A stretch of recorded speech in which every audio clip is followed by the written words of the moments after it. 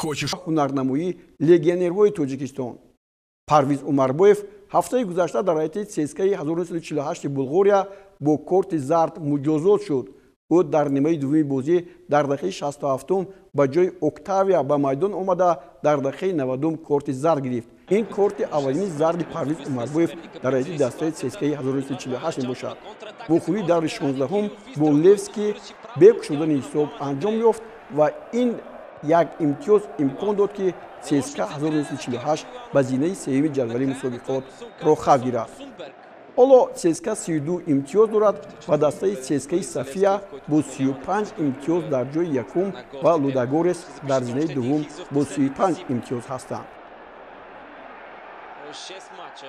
Шаҳром Самиев ки дар дастаи Ислочи Беларус ҳузур дорад, дар даври 28-уми чемпионати Беларус бо дастаи Динамои Минск ба майдон наомад. бозӣ бо натиҷаи 2-2 ҷамъбаст шуд ва Ислоч ҳамоно бо 48 имтиёз дар зинаи панҷуми лиги олии Беларус қарор дорад. Абдуфаттоҳ Худойдозода ҳам дар ҳайати дастаи Динамои Брест дар муқобили Витебск ки бо ҳисоби 4-4 ҷамъбаст шуд ширкат наварзид ва Динамо Брест ҳамоно дар зинаи 13-уми ҷадвали мусобиқот мавқеъ гирифтааст. Абдуфаттоҳ дар се бозии пешинаи ин даста аз курсии эҳтиётӣ ба майдон омада буд. Хусрав Тоиров ҳамлагари дастаи мунтахаби ҷаҳонии топ 20-солаи мамлакат ки дар лигаи бартари Қазоқистон бозӣ мекунад, ин ҳафта дар ҳайати Атирао дар дақиқаи 74 ба майдон омад ва вохӯрӣ бо натиҷаи 2-2 ҷамъбаст гардид. Атирао дар зинаи даҳуми лигаи бартари Қазоқистон мавқеъ гирифтааст. Меҳрубон Каримов ва Кабир Салимшоев дар даври навбатии чемпионати Молдова дар ҳайати дастаи Динамо Авто бо дастаи Петрокуб ба майдон наомаданд ва дар ҳайати эҳтиётӣ ҳам ширкат надоштанд. ҳамоно Динамо Авто дар зинаи охири ҷадвали мусобиқоти ин кишвар қарор дорад. Рустам Соиров ки дар премиум лигаи Эстония бозӣ мекунад, кам ба майдон меояд. ӯ дар ҳайати ҷаҳонии ин даста як гол зада 2 маротиба ба майдон омадааст. Ливадия дар чемпионати Эстония дар зинаи дуввум буда аз 34 бозӣ 24 ғалаба, 6 мусовӣ ва 4 бохт дорад. ба дарвозаи ҳарифон 72 тӯб зада аз дарвозааш 22 тӯб гирифтааст ва 72 имтиёз дорад. дар зинаи аввал Флора бо 93 имтиёз сарнишин аст. дар премиум лигаи Эстония 10 даста бозӣ мекунанд. аз Эстония ба чемпионати Ӯзбекистон мегузарем. дар даври 23-уми лигаи бартари Ӯзбекистон ба капитани дастаи мунтахаби Тоҷикистон Алишер Ҷалилов муяссар гардид ки голи дуввуми худро ба дарвозаи дастаи Динамои Самарқанд дар чемпионати Ӯзбекистон занад. ҳоло имкон дорем ин лаҳзаҳои бозиро тамошо кунем.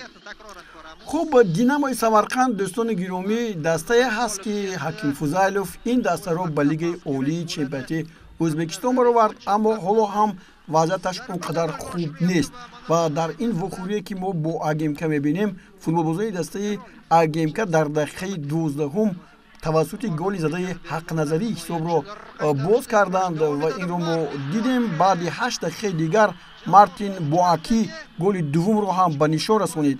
албатта ҳақназариро беш аз ҳама Алишер Ҷалилов дар ин майдон иваз мекунад ва Алишер Ҷалилов ҳам дар ҳамин маврид ба ҷои ӯ ба майдон омад, вале то он ҳоле ки ҳоло футболбози мо ба майдон меояд, бояд гуфт ки маҳз голи чорумро дар дақиқаи 61 Алишер Ҷалилов ба самар расонид. Алишер Ҷалилов дар ин даста аллакай 19 бозиро гузаронидааст, аммо ҳузураш дар майдон ҳамагӣ 630 дақиқаро ташкил мекунад.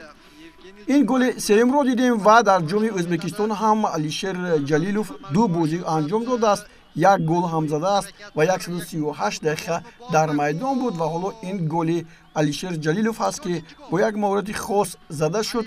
мутаассифона ин бозингарро мо вақтҳои охир дар ҳайати дастаи мунтахаби Тоҷикистон намебинем. ҳоло бибинед ин усули хеле зебое ки партофт анҷом мешавад ва бе ягон тайёрӣ Алишер Ҷалилов тӯбро вориди тӯри дарвоза мекунад. ҳоло АГМК дар зинаи чоруми ҷадвали мусобиқот аст ва ғалабаи 11-умашро ба даст овард. 38 имтиёз дорад. хуб имконият дорад ки то анҷоми ин мусобиқа боз комёбии худро беҳтар кунад. аср аввалидagi mavqeini tiklaydi deb bugungi reportajga yakun yasaymiz. дастаи бунёдкори Давронҷон Эргашев дар бозии сафариаш бо дастаи Насаф натиҷаи 1-1-ро бар ҷой гузошт ва дар ҷадвали мусобиқот ҳанӯз дар зинаи нӯҳум аст. Локомотив Манучер Сафаров аз Пахтакор бо натиҷаи 2-0 шикаст хӯрд ва Маночер аз оғоз то ба анҷом дар ҳайати даста дар майдон бозӣ кард. Сурхон, ки дар ҳайаташ Зоир Ҷӯрабоев бозӣ мекунад, дар майдонаш бо натиҷаи 2-0 Қижилқумро мағлуб намуд. Аммо Зоир бозии сеюм аст, ки дар ҳайати даста ҳузур надорад.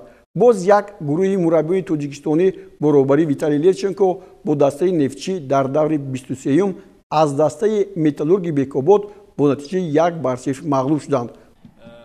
Виталий Левченко бо Владимир Ежуров, ки аслан ин дастаро роҳбарӣ мекунанд, дар ҳақиқат дар ду бозии охир ба мағлубият дучор мешаванд. ҳоло Виталий Левченкоро мо мебинем дар бозии пешина аз Нефтчии Фарғона бо ҳисоби 1-2 дар майдонашон мағлуб шуда буданд. ҳоло бошад дар сафар дар Бекобод дар муқобили дастаи Металлург бозӣ доранд ва ин бозӣ ҳам ҳарчанд кӯшишҳои футболбозони дастаи Нефтчии Фарғона зиёд буд, вале инҷо як ҳунарнамоии зебои футболбозони соҳибони майдон бараъло шуд ва ҳисоб дар дақиқаи 44 боз гардид ва Абдуманонов ин тӯбиро ба самар расонид. Бубинед, гузаришаш ҳам хеле зебо буд, муҳофизатгарон хуб кор накарданд ва дар натиҷа ягона гол зада шуд.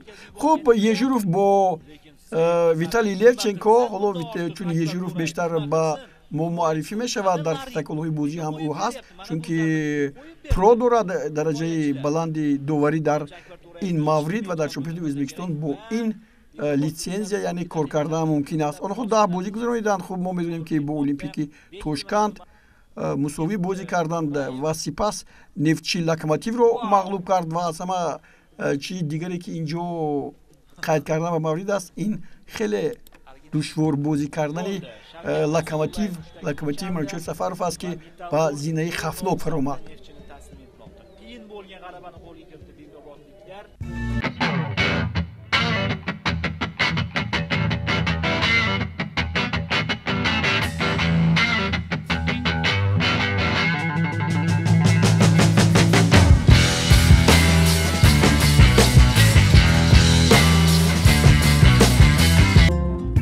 инҳо буданд он хабарҳое ки мо мехостем ба шумо расонем. мақсади мо тарғиби футболи Тоҷикистону Осиё аст. ҳар ҳафта дар ҳамин рӯз ва дар ҳамин соат барномаи моро интизор шавед. хайр то боздид. худро эҳтиёт кунед.